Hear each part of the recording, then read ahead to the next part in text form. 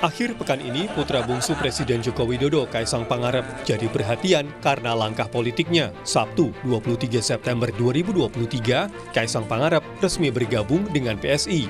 Kartu anggota PSI untuk Kaisang diserahkan langsung pimpinan PSI di kediaman Joko Widodo di Solo, Jawa Tengah. Wakil Dewan Pembina DPP PSI Grace Natali mengaku bergabungnya adik wali kota Solo ini menjadi energi baru bagi PSI.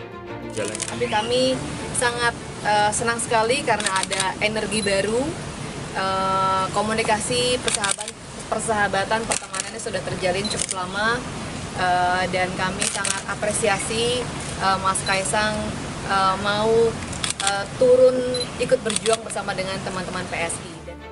Sementara politisi PDIP Deddy Sitorus mengaku tidak mempermasalahkan putra bungsu Presiden Joko Widodo itu bergabung dengan PSI. Deddy menegaskan pihaknya tak akan meminta keterangan Joko Widodo lantaran sang anak berbeda pilihan parpol.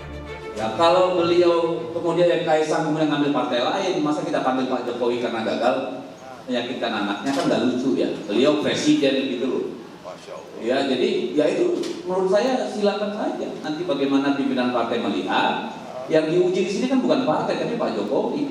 Kalau kita serahkan saja pada rakyat menilai seperti apa gitu loh. Dan menurut saya nggak perlu dipanjang-panjangin. Ini ada anak muda mau masuk partai ya silakan. Meski terbilang baru, namun PSI kerap berada di lingkaran Presiden Joko Widodo sejak periode pertama. Partai yang umumnya berisi muda-mudi ini sering terdepan mengkampanyekan maupun mendukung kebijakan Jokowi. Tim Liputan, Kompas TV.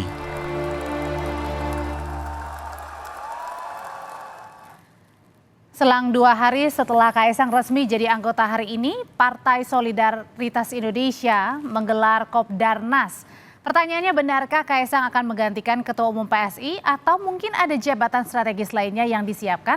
Kami bahas sore ini bersama dengan Direktur Eksekutif Carta Politika Indonesia, Yunarto Wijaya, dan Wakil Ketua Umum PSI, Andi Budiman. Sore, Mas Andi, Mas Toto. Selamat sore, Audrey. Saya mau ke PSI langsung nih. Jadi benar nih, agenda tunggal malam ini adalah pemilihan Ketua Umum. Akan seperti apa mekanismenya, Mas Andi? Kita belum bisa memastikan hal itu, tapi saat ini sedang berlangsung rapat antara Dewan Pimpinan Pusat, Dewan Pembina, dan 34 perwakilan atau ketua dari Dewan Pimpinan Wilayah PSI seluruh Indonesia ya. Jadi kita tunggu saja hasilnya, mari kita lihat nanti apa yang akan terjadi pada puncak acara pukul 19 nanti. Tapi betul bahwa peluang besar Ketua Umum nanti akan menggantikan Mas Giring adalah Mas Kaisang? Mas Andi?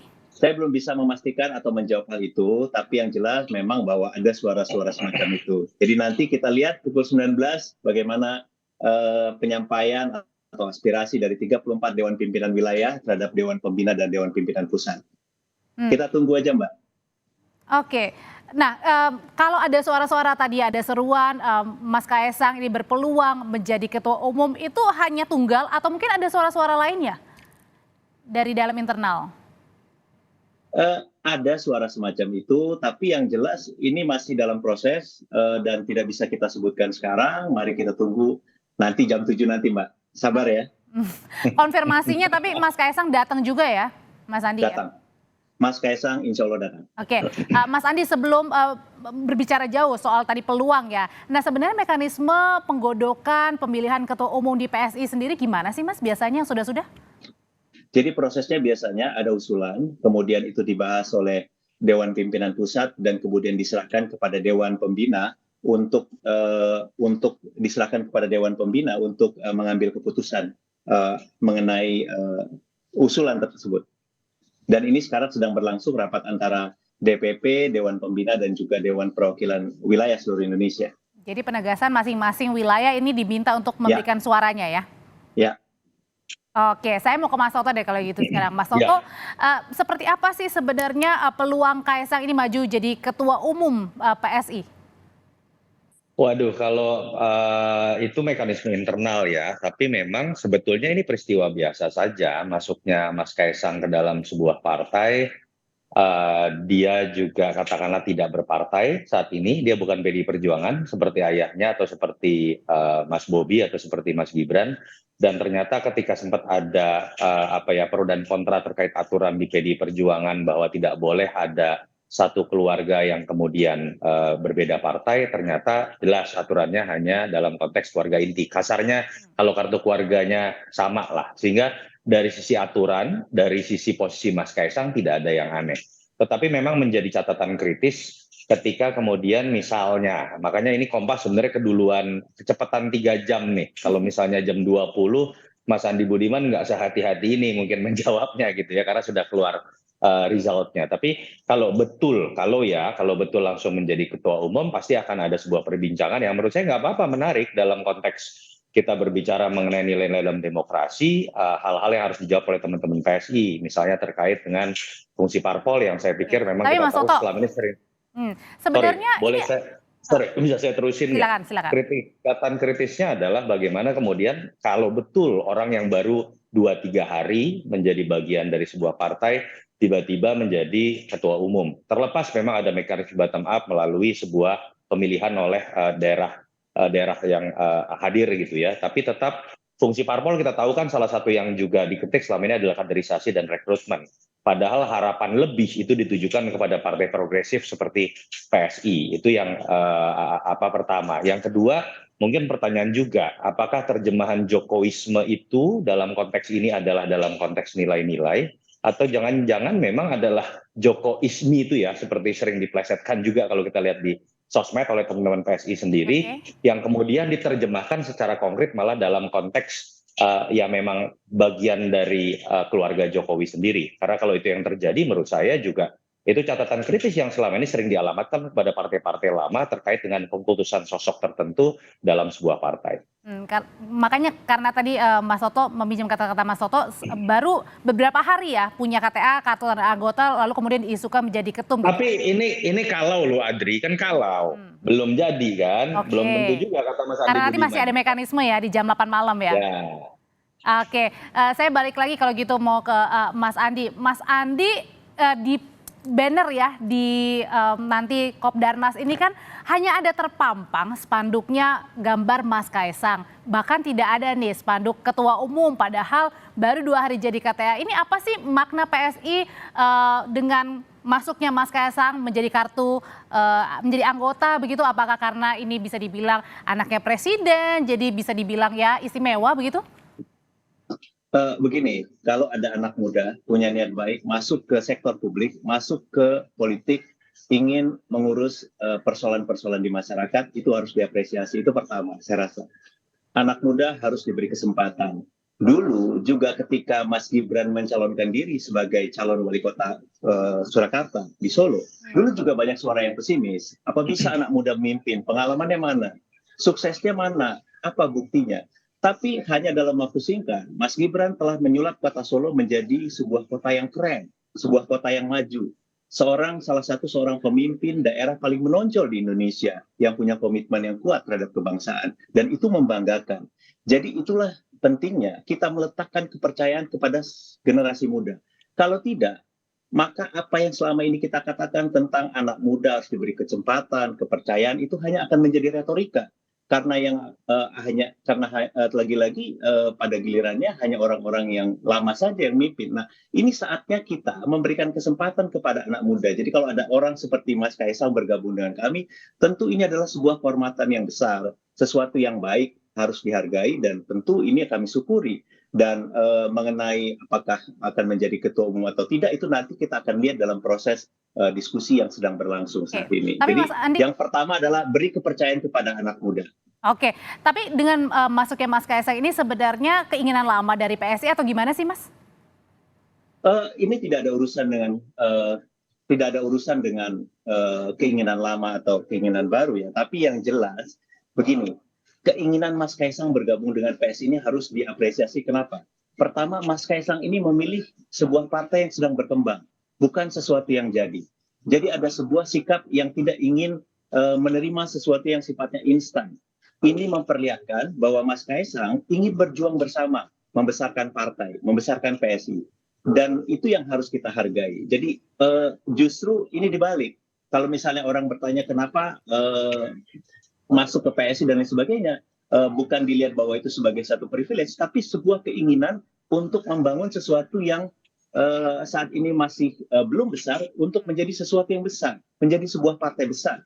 Kalau ada anak muda punya tekad, punya keinginan untuk maju, untuk berjuang bersama dari bawah, itu harus kita hargai. Oke, selain nama Mas Kaisang sendiri yang tadi berpotensial ya menjadi menduduki posisi strategis, ada nggak sih nama-nama lainnya gitu yang anak muda juga di PSI, Mas Andi? Tentu kita punya banyak kader yang bagus juga, dan selama ini kan sering muncul ya nama-nama yang selama ini dikenal oleh publik, sering mewakili PSI dan lain sebagainya. Tapi kalau dalam konteks ini saya nggak tahu pertanyaannya arahnya seperti apa, tapi yang jelas di PSI itu banyak anak muda. Mas Kaisang masuk itu bagus, mewakili satu generasi baru, satu wawasan baru yang merupakan pemilih terbesar di 2024. Jangan lupa hampir 60% pemilih kita di pemilu 2024 nanti adalah anak muda. Kalau misalnya anak muda tidak terwakili, jangan-jangan saya khawatir hampir 60% itu sebagian besar tidak akan ke kotak suara. Kalau mereka tidak melihat ada satu sosok yang bisa relate dengan mereka. Oke. Nah, kehadiran Mas Kaisang dalam politik, masuk ke PSI ini kan harus dihargai dalam konteks itu. Dia membangun kepercayaan kepada anak muda bahwa ya kita terwakili kok di dalam politik. Bukan sekedar menjadi objek pasif di dalam politik, Oke, tapi baik. sesuatu yang lebih dihargai dan didengar.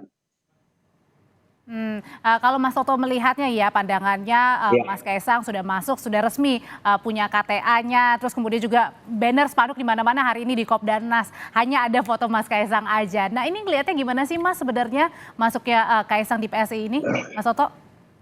Iya, bahwa anak muda diterima masuk, diapresiasi, diberikan kesempatan lebih, saya sepakat. Dalam konteks ketika berbicara di dunia non-politik pun, sekarang kesempatan buat anak-anak muda lebih besar. Kenapa? Simpel, karena memang modal yang dulu disebut pengalaman sebagai modal termahal orang untuk berkarir politik, sekarang sudah transformasi menjadi modal pengetahuan atau informasi dalam dunia digital yang dikuasai anak-anak muda, sehingga kemudian kesempatan harus diberikan lebih. Dan itu terbukti berhasil dalam dunia bisnis, dalam dunia politik, di belahan negara lain pun terjadi.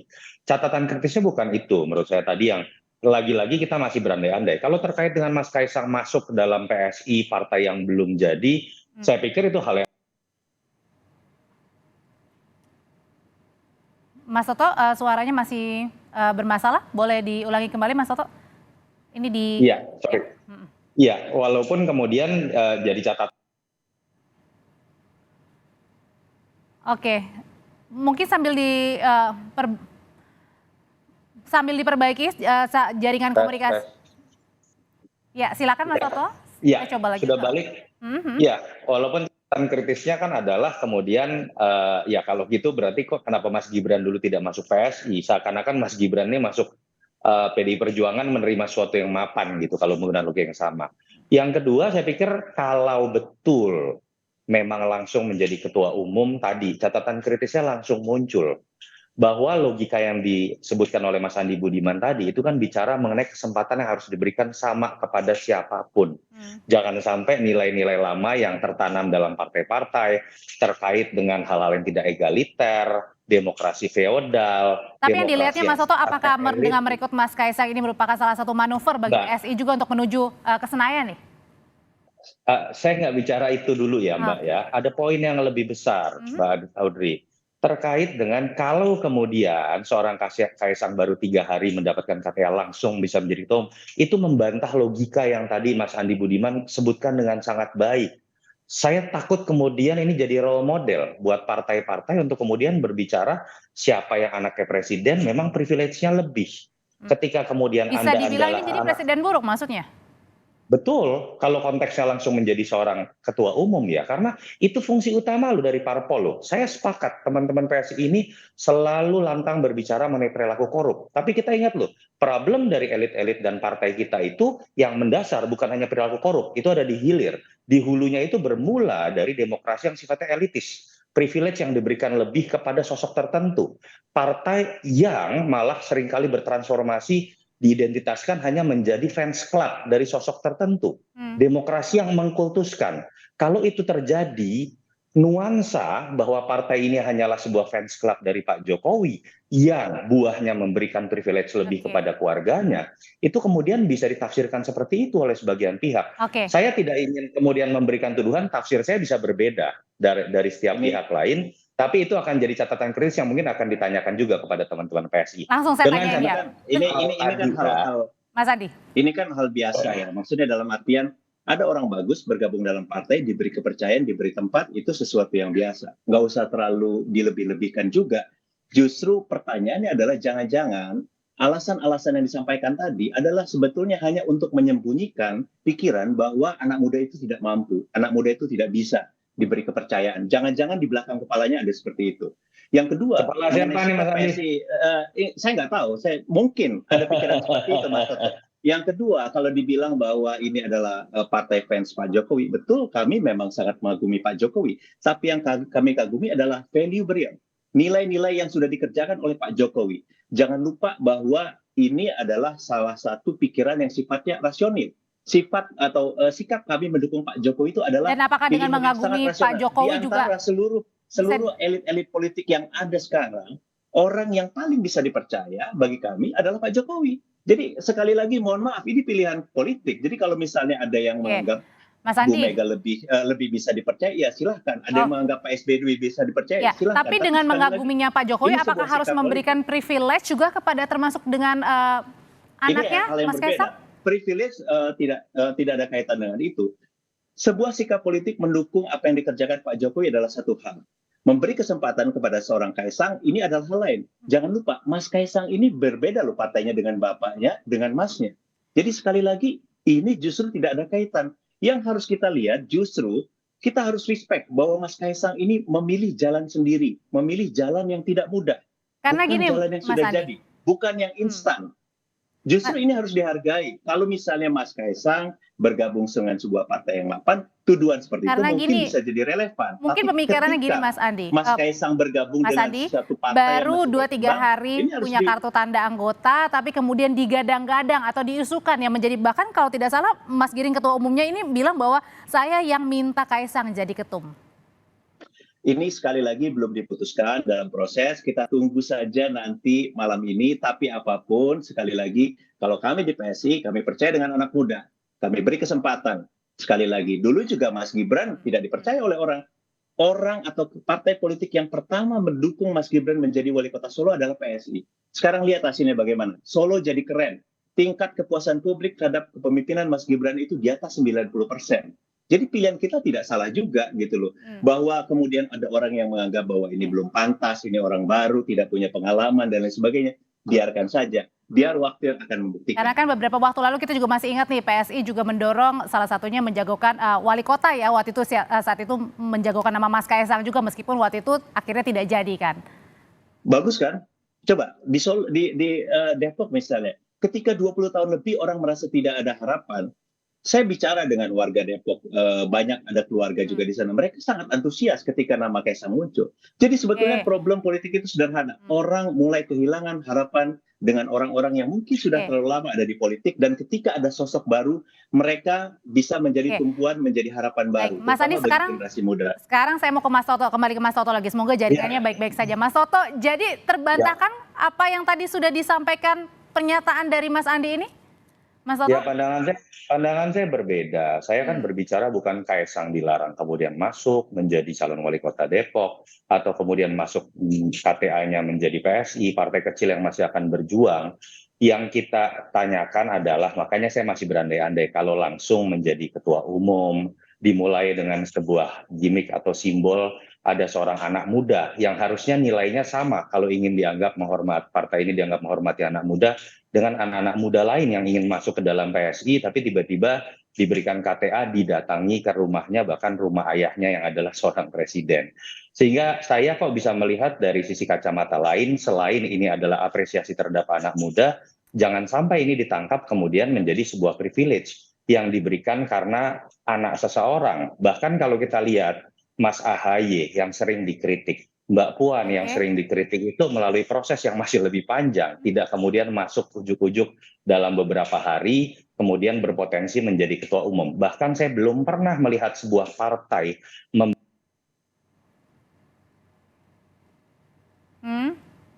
Kita coba lagi Mas Toto. Iya, proses instan seperti itu tadi Audrey, sorry keputus Oke, yang kemudian menurut saya akan jadi catatan kritis tadi. Tidak apa-apa kalau kemudian kritik-kritik ini diartikan sebagai sebuah kecurigaan. Saya sih berharap teman-teman PSI lebih tidak anti kritik ya dibanding partai-partai lain yang lebih lama. Tapi jangan sampai kemudian harapan yang diberikan kepada anak-anak muda melalui politik dalam bentuk egalitarianisme yang kesempatannya sama diberikan kepada semua anak muda yang ingin masuk ke PSI, kemudian diberikan sebuah contoh bahwa kalau ada anak muda yang khusus adalah anak presiden, bahkan bisa langsung mencapai jabatan tertinggi dalam sebuah kaderisasi di parpol. Tapi apakah ini mungkin adalah eksperimen politik, mungkin entah bagi Kaisang atau PSI sedang bereksperimen? Itu hak dari PSI dan Kaisang ya, saya pikir. Dan ini tidak bisa dilarang oleh siapapun, mungkin ADART-nya juga tidak melarang, tapi kan kita berbicara mengenai hal-hal yang selama ini kita sepakati dalam kritik-kritik proses dalam fungsi-fungsi parpol, salah satunya tadi rekrutmen dan kaderisasi, menurut saya ini titik paling ekstrim yang ditunjukkan oleh sebuah partai yang katanya paling progresif dan diisi oleh anak-anak muda dalam proses kaderisasi yang sifatnya bisa sangat instan. Gini Mbak, dalam politik Mas Andi. misalnya ini ada perumpamaan. Kalau misalnya kita sudah memberi kesempatan kepada kekuatan-kekuatan politik untuk memperlihatkan diri, bekerja untuk kepentingan publik, diberi kesempatan puluhan tahun dan kemudian terbukti tidak deliver gitu ya.